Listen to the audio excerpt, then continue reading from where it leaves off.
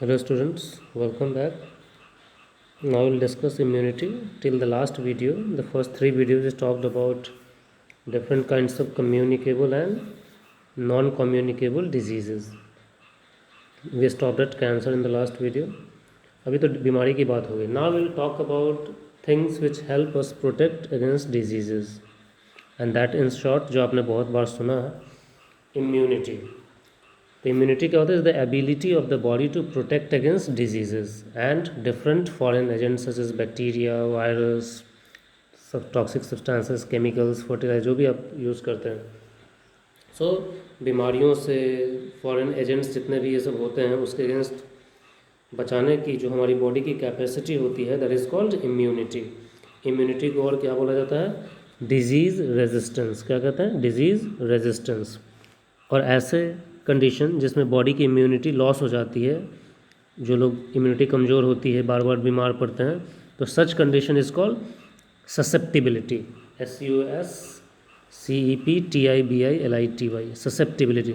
लोग बोलते नहीं है कि ये इंसान बहुत ससेप्टिबल है. ससेप्टिबल मतलब बहुत ज़्यादा सेंसिटिव है, उसको जल्दी कुछ हो जाता है. तो नहीं होता है बीमारी, तो दैट इज़ इम्यूनिटी.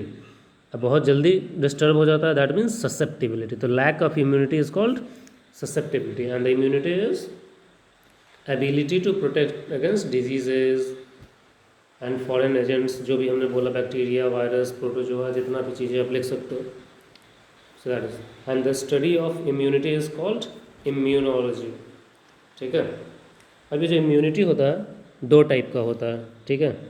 एक को बोलते हैं इननेट इम्यूनिटी और नेचुरल और non specific immunity. This is inborn, जन्म से ही होता है. नाम ये इननेट और नेचुरल, मतलब ये हमारी बॉडी के अंदर पेरेंट्स से ही हमें मिलता है, and we have it since birth and remains throughout the life. तो such immunity which is inherited by the organism from their parents and protected from birth to death, that is innate immunity या natural immunity या inborn immunity. और non specific. Non specific क्यों बोलते हैं? किसी particular चीज़ के against में नहीं है. चूँकि नेचुरल है तो हर एक चीज़ के अगेंस्ट में. नॉन स्पेसिफिक है, कोई स्पेसिफिक चीज़ के अगेंस्ट में नहीं है. ठीक है. तो इसका स्पेसिफिक रिस्पॉन्स नहीं होता है, नॉन स्पेसिफिक होता है. बॉडी के अंदर कुछ भी उल्टा सीधा होगा, सब के अगेंस्ट में काम करने की ये कोशिश करता है. अभी इननेट इम्यूनिटी जो होता है, हमारी बॉडी जो है जनरली एक ब्रॉड क्लासिफिकेशन दिया गया है, 4 तरीके से प्रोवाइड करता है. ठीक है. 4 बैरियर्स बोलते हैं उसे. ठीक है. 4 types of barriers for innate immunity. पहला होता है फिजिकल बैरियर्स. जैसे कि पहला फिजिकल बैरियर में पहला कौन कौन से? Skin, mucus membranes. तो हमें पता है स्किन भी क्या है? It's a tough. ठीक है. उसको आउटर, हमारे आउटर स्किन को क्या बोलते हैं? Stratum corneum. तो वो थोड़ा टफ होता है, तो वो खुद भी बैक्टीरिया, वायरस वगैरह के एंट्री को रोकने की कोशिश करता है. दूसरा फिजिकल बैरियर क्या होता है? म्यूकस. आपको बताइए, हमारा जो बॉडी है अंदर से बहुत सारे म्यूकस और म्यूकस मेम्ब्रेन से घिरा हुआ है. ठीक है. उसके ऊपर सीलिया वगैरह होते हैं, मतलब फिंगर लाइक छोटे छोटे प्रोजेक्शंस, हेयर लाइक्स. तो कोई भी माइक्रो ऑर्गेनिज्म वगैरह बॉडी के अंदर जाते हैं तो उसके अंदर ट्रैप हो जाते हैं. जो हमारा रेस्पिरेटरी सिस्टम होता है, गला वगैरह पूरा, उसके अंदर क्या है? सीलिया मौजूद है, म्यूकस मौजूद है. तो एयर के साथ जो भी डस्ट पार्टिकल वगैरह होते हैं वो सब ट्रैप हो जाते हैं उसी में. So physical barriers. ठीक है. Skin and mucus. दूसरा होता है फिजियोलॉजिकल बैरियर, मतलब दीज आर केमिकल्स. ठीक है. Present inside the body which protect us against the disease. Chemicals, pH of the blood, body temperature, ये सब रेगुलेशन ऑफ फिजियोलॉजिकल है. जैसे कि एसिड ऑफ द स्टोमक. ठीक है. हमें पता ही है HCl होता है जो हार्मफुल ऑर्गेनिजम्स को किल करता है. उसी तरीके से बाइल जूस जो होता है, that also doesn't allow growth of microorganism. Then cerumen, ear wax. Ear से जो वैक्स निकलता है, that also traps dust particles and bacteria वगैरह. देन लाइसोजाइम, ये सलाइवा और बहुत सारे बॉडी फ्लूइड में लाइसोजाइम मौजूद होता है. हमें पता है लाइसोजाइम क्या होता है. टीयर्स में भी मौजूद होता है, आइज़ में. तो वो भी बैक्टीरिया वगैरह के सेल वॉल को डिजोल्व कर देता है. ठीक है. देन नेज़ल हेयर, नाक के अंदर क्या हेयर्स वगैरह होते हैं, को भी ट्रैप कर लेते हैं माइक्रोब्स वगैरह को. यूरिन के साथ भी माइक्रो ऑर्गेनिजम्स बॉडी से बाहर निकल जाते हैं. देन वजाइनल सिक्रीशंस, हमने रिप्रोडक्शन के टाइम पे भी पढ़ा था. कि वजाइना क्या होता है, एसिडिक इन नेचर होता है, जो स्पर्म को भी किल कर सकता है। So that is why sperm has alkaline medium, तो वो न्यूट्रल कर देता है। लेकिन दैट इज़ गुड, वो in case of female that doesn't allow bacteria वगैरह to grow near the reproductive organs of females. Then sweat, sebum, that is also present over the skin. तो skin sebum मतलब sweat वगैरह क्या होता है, that is acidic salts वगैरह बहुत ज़्यादा होते हैं, तो सॉल्ट वगैरह के कांटेक्ट में माइक्रोब्स आते हैं तो वो भी मर जाते हैं। तो दो चीज़ हमने देखा, physical barrier skin and mucus membrane, physiological barrier इसमें बहुत सारे देखे हमने, acid, bile, cerumen, ear wax जिसे बोलते हैं, lysozyme, nasal hair, urine, vaginal secretion, sweat, ठीक है। देन सेल्यूलर बैरियर्स होते हैं, ये सेल्स, बॉडी सेल्स जो आप हमेशा से पढ़ते हो, वाइट ब्लड सेल्स पढ़ते हो ना, मैक्रोफेजेस जो हमें बचाते हैं ये क्या बोलते हैं डिजीज़ वगैरह से, तो आप तो एक जनरली वही सुनते हो वाइट ब्लड सेल, लेकिन सिर्फ वही नहीं है। सबसे पहला हो गया ल्यूकोसाइट्स, मतलब वाइट ब्लड सेल्स। इसमें अलग अलग टाइप्स होते हैं, जैसे मैक्रोफेज हुआ, मोनोसाइट्स होते हैं, एक होता है PMN neutrophils, polymorphonuclear leukocytes. ये सब के सब क्या होते हैं, they are type of leukocytes. Granulocytes, agranulocytes हमने पढ़ा है पहले। Monocytes are the largest of all the leukocyte. Neutrophils anyways we know they are the most abundant one, सबसे ज़्यादा होते हैं। They are natural phagocytic killer cells. Neutrophils जो होते हैं they move around the body with the blood and neutralise all the bacteria and all this things. Then the monocytes, monocytes भी वही चीज़ है, they are also type of agranulocytic leukocytes मौजूद होते हैं। They also are phagocytic in nature, they engulf the bacteria. Then macrophages, ये जो आपने पढ़ा अभी मोनोसाइट, यही मोनोसाइट जो होते हैं जब डिफ्रेंशिएट हो जाते हैं, डाई करने का स्टेज आता है, तो they transform into another cell, they are called macrophage. और ये मैक्रोफेज जो होते हैं दे आर क्वाइट डिस्ट्रक्टिव, ठीक है, मोटाइल भी होते हैं। ये they are much efficient than monocytes, उससे ज़्यादा फैगोसिटिक होते हैं बैक्टीरिया वगैरह को मार के। अब ये जो मैक्रोफेज जो दो तरीके के होते हैं, एक होते हैं जो जहाँ पे बने वहीं पे रहते हैं, स्थिर रहते हैं, उन्हें बोलते हैं फिक्स्ड मैक्रोफेज, जिस सेल में बने वहीं पे रह गए। और दूसरा वॉन्डरिंग, जो इधर उधर मूव करते रहते हैं, ठीक है, वॉन्डरिंग मैक्रोफेजेस जो इधर उधर ब्लड के साथ मूव करते हैं। अब ये जो फिक्स्ड वाले हैं वो बहुत अलग अलग टाइप के होते हैं। हमने पढ़ा है लीवर के अंदर कुछ स्पेशलाइज्ड मैक्रोफेज होते हैं, जिसे क्या बोलते हैं, Kupffer cells, KUPFFER, Kupffer cell. तो Kupffer cells are macrophage present in liver. उसी तरीके से एल्वियोलर और पल्मोनरी मैक्रोफेज, ये कहाँ पे होते हैं, लंग्स में होते हैं। Then connective tissues, blood, bone वगैरह में, उसमें भी मैक्रोफेज होते हैं, they are called histiocytes. Then kidney में भी मैक्रोफेज होते हैं जो उसी में रहते हैं सिर्फ, they are called mesangial cells, glomerular mesangial cells भी बोलते हैं। ग्लोमेरुलर किडनी का पार्ट होता है उसी के नाम पे। ब्रेन में भी होते हैं, they are called microglial cells. और बोन में एक और हिस्टियोसाइट्स के अलावा एक और मैक्रोफेज होते हैं, दे आर कॉल्ड ऑस्टियोक्लास्ट्स, जो कि बोन सेल्स को ही डिस्ट्रॉय कर देते हैं कभी कभी। तो ये मैक्रोफेज वगैरह, ये नाम याद रखिएगा आप लोग, ठीक है।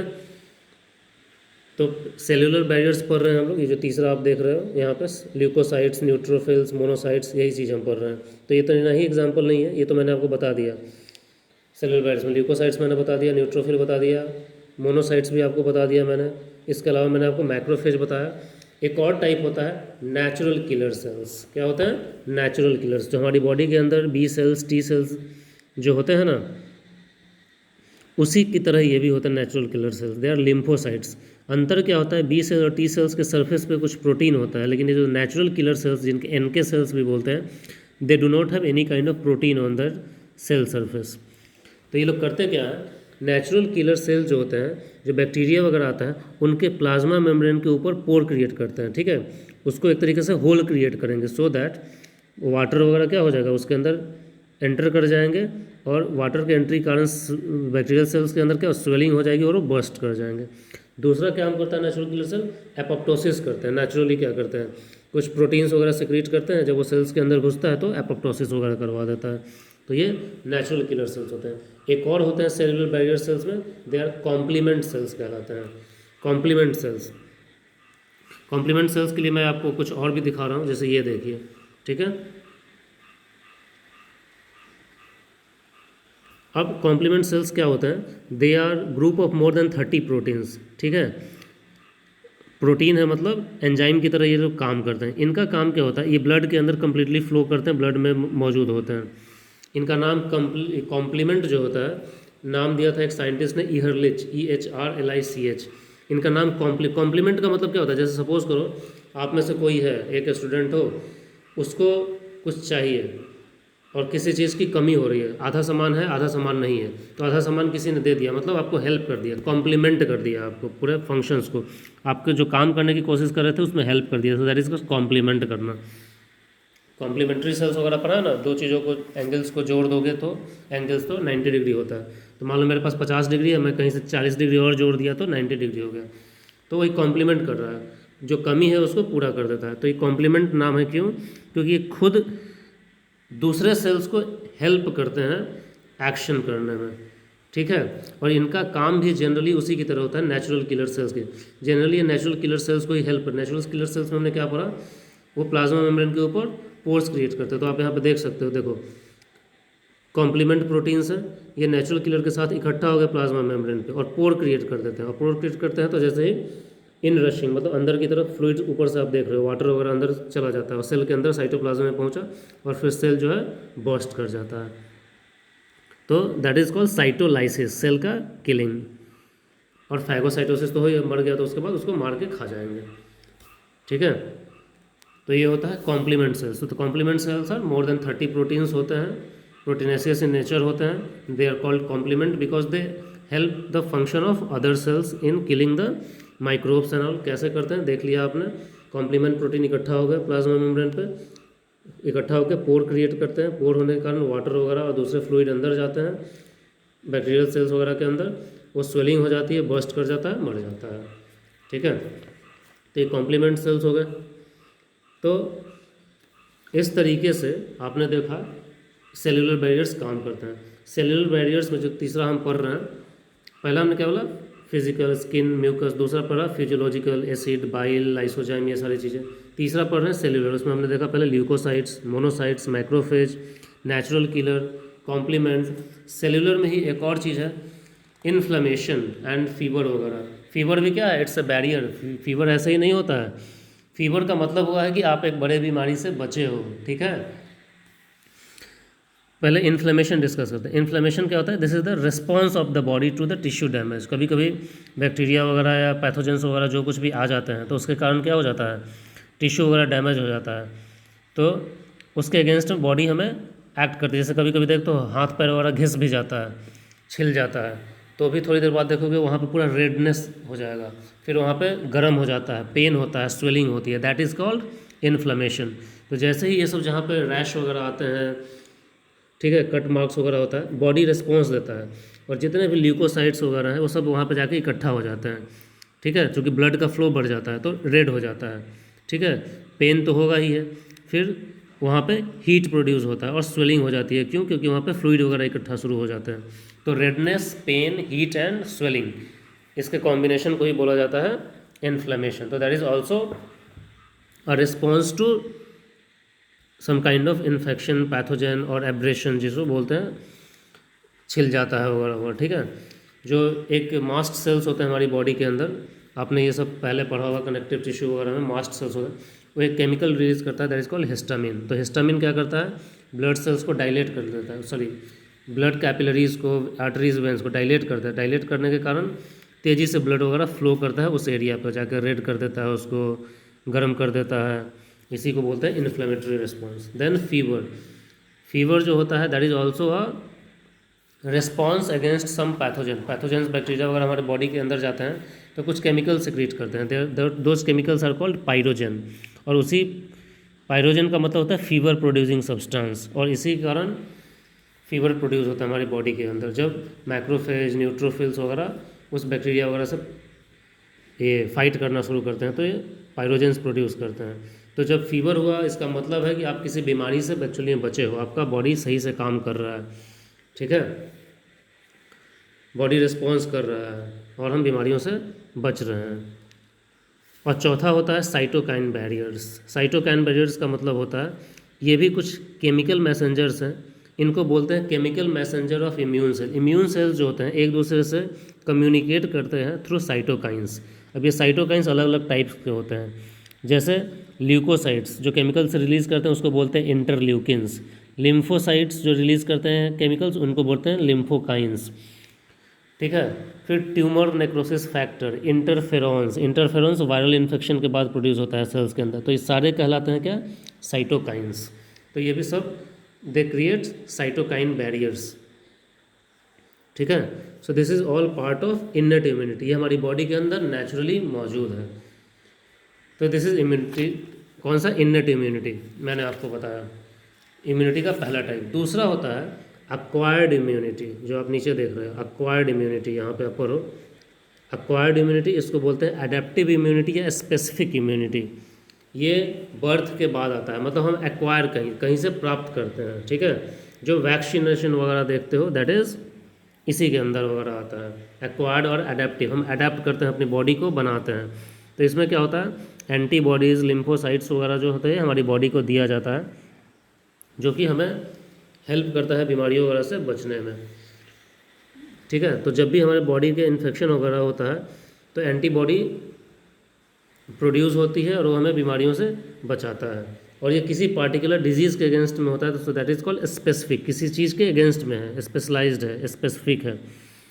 कभी कभी क्वेश्चंस भी आते हैं, पूछा जाता है कि what are the characteristics of acquired immunity, तो सबसे पहला होता है स्पेसिफिसिटी, मतलब ये किसी पार्टिकुलर के अगेंस्ट में ही काम करता है। दूसरी डाइवर्सिटी, मतलब ये wide variety, multiple kind of foreign molecules को पहचान सकता है। Then discrimination between self and non self, ये पहचान लेता है कि हमारी बॉडी का सेल्फ सेल्स कौन है, उसके अगेंस्ट में काम नहीं करना है, और नॉन सेल्फ मतलब फॉरेन सब्सटेंस जो बॉडी में एंटर किया है वो कौन है, उसी के अगेंस्ट में काम करना है। देन मेमोरी मतलब वो याद भी रखता है कि किस बैक्टीरिया वायरस के अगेंस्ट में हमने काम किया था, ठीक है। और कुछ जो एंटीबॉडीज़ होती हैं, एंटीबॉडी प्रोड्यूस करने वाले सेल्स, एक्चुअली एंटीबॉडीज़ नहीं, वो इस चीज़ को याद रखते हैं कि हाँ चलो मैंने इस बैक्टीरिया के अगेंस्ट काम करते हैं, और वो अपने आप को अंदर वो एक मेमोरी क्रिएट कर लेते हैं। Such antibody producing cells are called memory cells, वो याद रखते हैं 20 साल भी अगर उस बैक्टीरिया का, वायरस का फिर से इन्फेक्शन हुआ तो याद रखता है कि अच्छा लास्ट टाइम मैंने ऐसे ही चीज़ के अगेंस्ट में काम किया था, तो फिर से एक्टिवेट हो जाता है, ठीक है। तो वो मेमोरी रखता है, जैसे हम चीज़ों को याद रखते हैं कि अच्छा हमें ऐसा कुछ मिला था, तो किसी को देखते हैं 20 साल बाद भी तो याद आ जाता है, तो वही मेमोरी इनके साथ भी होता है। तो such cells are called memory cells. तो कैरेक्टरिस्टिक्स ऑफ एक्वायर्ड इम्यूनिटी क्या होता है, स्पेसिफिसिटी, किसी एक चीज़ के अगेंस्ट में ही काम करता है, diversity, multiple kind of agents को पहचान सकता है, discrimination between self and non self, पहचानता है कि बॉडी का सेल्स कौन है और नॉन बॉडी सेल्स कौन सा है, और चौथा मेमोरी, मतलब याद रखता है किसी के अगेंस्ट में काम करने के बाद फर्स्ट टाइम कि हाँ सेकंड टाइम जब इनकाउंटर होगा उससे तो मुझे फिर ऐसा ही काम करना है, ठीक है। तो इस तरीके से ये काम करते हैं। अब इसमें मैं आपसे, before I go further we discuss about antibody and all, let me just close this video. इसके बाद हम शुरू करेंगे कुछ जो एंटीबॉडी मेडिएटेड इम्यूनिटी वगैरह होती है उसके बारे में, ठीक है। एक्वायर्ड इम्यूनिटी के बारे में बात करेंगे, कैसे कैसे एक्वायर्ड इम्यूनिटी हमें मिलती है, मतलब कंपोनेंट्स ऑफ एक्वायर्ड इम्यूनिटी, जिसमें एंटीबॉडी वगैरह आएंगे। तो फिर ये जो आप फिगर देख रहे हो दैट इज़ एंटीबॉडी का ही फिगर, एक एंटीबॉडी ऐसा ही दिखता है, that is the part of acquired immunity. इसमें सेल मेडिएटेड इम्यूनिटी वगैरह भी आएंगे, बहुत, इसमें बहुत सारी चीज़ें पढ़नी है आपको, छोटे छोटे करके इन शॉर्ट मैं आपको डिस्कस करूँगा। दैट इज़ द रीज़न आप देखो अभी 4th-5th पेज पे ही पहुँचे हो और हम लोग 4था-5वां वीडियो बना रहे हैं।